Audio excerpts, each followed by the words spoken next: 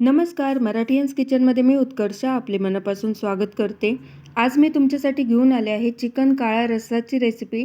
एकदम झणझणीत असा रस्सा हा तयार झालेला आहे. चला तर मग आपल्या आजच्या सुपर टेस्टी रेसिपीला सुरुवात करूया.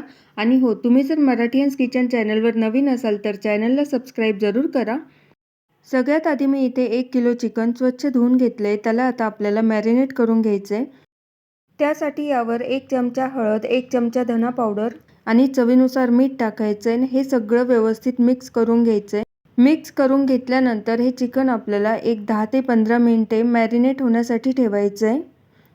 चिकन मॅरिनेट होते तोपर्यंत आपण पुढची तयारी करूया. मी इथे जाळीवर 5 कांदे भाजायला ठेवलेत. कांदे भाजत असतानाच याबरोबर आपल्याला अर्धी वाटी खोबरंही भाजून घ्यायचं आहे. चिकनचा काळा रस्सा आपल्याला करायचा आहे, त्यासाठी खोबरं आपल्याला थोडंसं बऱ्यापैकीच भाजून घ्यायचं आहे. यामुळे चिकनचा रस्सा काळा होण्यास मदत होते. अशा पद्धतीने हे खोबरं भाजून घ्यायचं आहे. आता कांद्याची एक साईड भाजून झालेली आहे, त्याची दुसरी साईड आपण भाजून घेऊया. अशा पद्धतीने आता याची दुसरी साईडही आपण भाजून घेतलेली आहे. कांदे भाजून झाल्यानंतर ते मी एका प्लेटमध्ये काढून घेतलेत. आता यावरचे आपल्याला वरचे साल जास्तीचे काळे झालेले ते काढून घ्यायचे आहेत. अशा पद्धतीने आता कांद्याचे वरचे साल काढून घेतलेले आहे. आता हे खोबरं आहे ते आपल्याला किसणीने किसून घ्यायचं आहे. खोबरं किसून झाल्यानंतर यामध्ये आपल्याला 1 इंच आलं आणि 2 पाकळ्या लसणाच्या घ्यायच्या आहेत.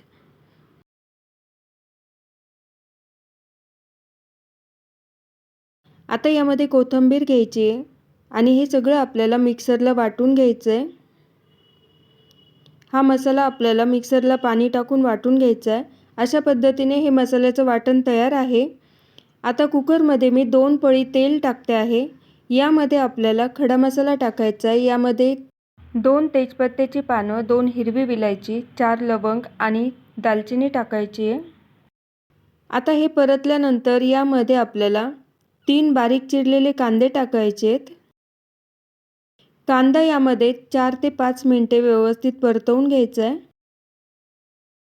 कांदा परतवून झाल्यानंतर यामध्ये आपल्याला पाव चमचा हळद टाकायची आहे. 2 चमचे इथे मी धना पावडर टाकते आहे. धना पावडर टाकल्यामुळे या चिकनच्या सूपला खूप छान चव येते. धना पावडर आणि हळद या फोडणीमध्ये आपल्याला परतवून घ्यायचे. हे परतवून झाल्यानंतर यामध्ये मॅरिनेट केलेलं चिकन टाकायचे. चिकनसुद्धा या फोडणीमध्ये आपल्याला 2 ते 3 मिनिटे परतवून घ्यायचं आहे. चिकन व्यवस्थित परतवून घेतल्यानंतर यामध्ये बारीक चिरलेली कोथिंबीर टाकायची आहे. कोथिंबीर टाकल्यानंतर परत एकदा थोडंसं परतवून घ्यायचं आहे.